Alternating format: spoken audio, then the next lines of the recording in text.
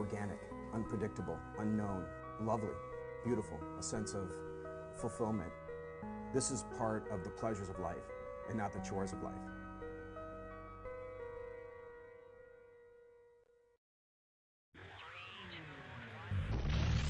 Coming up on Daily Iowan TV, the University of Iowa is working with students to make getting medical school more attainable.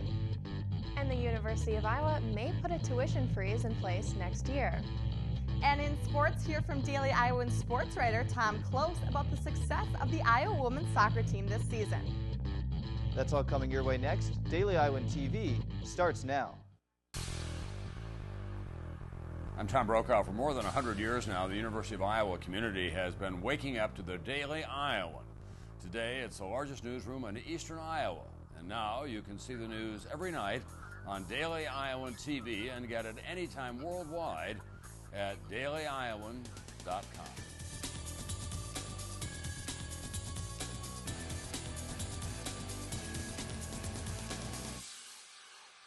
Thanks for tuning in to your Wednesday edition of Daily Iowan TV. I'm Ian Martin. And I'm Tasha Woods. Do you have plans to attend medical school but can't afford it? The UI student government has figured out a way to make sure you can. Eric Don has the story. Tight state budgets have caused medical school tuition rates to increase at an alarming rate. While medical students work hard to earn their degree, the growing debt associated with medical school is scaring some students away. According to the Association of American Medical Colleges, the average medical school tuition has risen 165% over the last 25 years, but that's in private schools alone. In public schools like the University of Iowa, it has raised an astonishing 312% over the past 25 years, a trend that doesn't seem to be slowing down. Carver College of Medicine student body president Shady Heinen has developed a plan that could help fight the rising costs. We're going to create a fund where investors are going to be the predominant players in helping students decrease their tuition. These investors would donate money to medical students who would then repay the investor at an interest rate 50% that of banks. So the idea behind this is, hey, let's find out another way that we can pay for tuition and help other people make money along the way. So these investors, who are these investors? They could be alumni, they could be people from the community, they could be business people, hey, it could even be your kid brother. Anybody who has money can put money towards this fund and get a return on their investment. As the doors close on Shady's time at Iowa, he hopes the next student government can help continue the fight. This is Eric Don, Daily Iowan TV. The Iowa Board of Regents is asking the presidents of the University of Iowa, Iowa State, and Northern Iowa to put a tuition freeze in place for the 2013 and 14 academic year. President of the Board of Regents, Craig Lang, urged that the tuition freeze take place in order to prove that the state of Iowa is committed to their students. Record high enrollment for the UI and ISU should help ease the burden of a tuition freeze. For UNI, however, the board has asked for $4 million to help the smaller university meet their goal. Regents will discuss the tuition rates further in October. And the Iowa Courses Online tool, commonly known as ICON, has been non-functioning while undergoing massive maintenance today. The site, which allows teachers to post content and students to turn in assignments electronically, is not allowing students to log in. And I know I've talked to a lot of students today, Ian, and they said it's extremely frustrating because they just can't get their homework. Yeah, and not just students, but teachers. A lot of teachers have been having to send out their assignments, which they would usually post on ICON, study guides, etc., through email, a little bit of reverting. But the university's Information Technology Service, also known as ITS, posted a message on the site at 3:52 p.m., last update we have, stating that ICON will be unavailable for several hours. And still to come on Daily Iowan TV, Steve Forbes was at the University of Iowa today to talk about politics and leadership. Daily Iowan TV's Ryan Joes has an exclusive interview with the entrepreneur. And in sports, what's been the secret to Iowa volleyball's successful start to the season? But first, let's check in with Ashley Brown for a look at your local weather. Ashley, it looks like we could see some rain on the way. Thanks, guys. Yeah, and if you have an umbrella, bring it with you tomorrow wherever you're going. There's a 70% chance of rain in the morning, which will cool down Iowa City into the 50s. The temperature and rain are likely to continue into the afternoon with a high of only 59. And although the rain is supposed to subside by the evening, it'll still be cool at a projected 55 degrees. Taking a look at the rest of the week, it's going to be a beautiful weekend for tailgating and outdoor sports. Low to mid 70s and partly cloudy from Friday through Sunday until a possible thunderstorm to begin the week next Monday. By next Tuesday, the temperatures are going to go down again into the 60s. That's all for the daily Iowan forecast. Back to the desk. A manager at the Iowa egg farms linked to the nationwide salmonella outbreak in 2010 pled guilty today for a role in conspiracy to bribe a federal inspector to allow the sale of unapproved eggs. Tony Wassman acknowledged he conspired with at least one other person to bribe a public official with $300 to approve the sale of eggs that had been withheld for failing to meet USDA standards.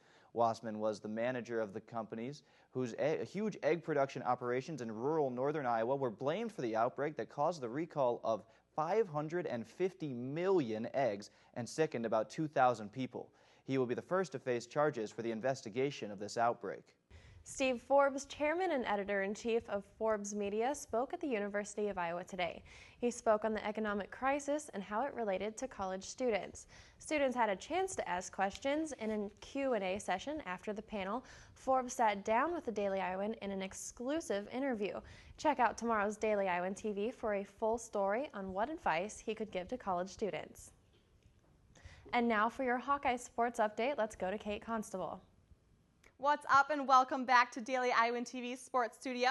Let's get things started today by talking a little Hawkeye volleyball. We'll kick it to Carver Hawkeye Arena where Daily Iowan TV sports reporter Lauren Moss has the details on the volleyball team's success. Hi guys, this is Lauren Moss right inside Carver Hawkeye Arena where the women's volleyball team has recently been having some success. Preseason expectations were originally not set so high for the women's team, but they have been shutting down any second guesses. They are currently 7-3 with some standout performances. Iowa played rival Iowa State this past weekend and played a tough 5-set thriller. The women's volleyball team has not gone 5 sets against State since 2006. So with the team's recent hard work, we hope to see them have future success. Once again from Carver Hawkeye Arena, Lauren Moss. Thanks, Lauren. The volleyball team's current overall record is 7-3. They resume action on Friday at the Marquette Invitational in Milwaukee, Wisconsin. And in other news, the University of Iowa swimming and diving coach Mark Long has announced today that he has added Christy Brager to his assistant coaching staff. Brager has coached swimming at George Mason University for the last 2 years, helping to earn major honors. During her time at George Mason, the men's and women's team has produced 6 CAA champions, set 11 school records, and 8 conference records. Brager swam for Wisconsin in college, but today she has switched her Big Ten allegiance from red and white to black and gold. Well, UI sophomore cross-country runner Kayla Beatty has been named the Big Ten Conference Runner of the Week. Last week, Beatty won the women's 3-mile race at the Bradley Open with a finishing time of 16 minutes and 44 seconds. It was her first title she has earned in her college career. Congratulations, Miss Beatty. She and the rest of the cross-country team will resume action on September 21st in Toledo, Ohio. And while the women's soccer team has continued to blow past their opponents this season, striking down everyone in their path. But this weekend's win was especially important for the Hawkeyes. Daily Iowan TV sports reporter Alyssa Bergamini was at the Hawkeye Soccer Complex to tell you why this win was so special. Alyssa? Last weekend in New York was an exciting win for Iowa women's soccer coach Ron Rainey. Rainey earned his 150th win as well as his 60th win with the Hawkeyes. The last time I spoke with Coach Rainey, they had just won their first 2 games of the season. He said the pressure was not on yet, but now 8 games in, the team has yet to lose a game. Last year, Rainey guided the Black and Gold with an impressive season of 13 wins, 4 losses, and 3 ties. Currently, the Iowa women's soccer team is the only undefeated team in the Big Ten. The team plays this week against St. Louis and Illinois. Let's see if they could keep that streak rolling.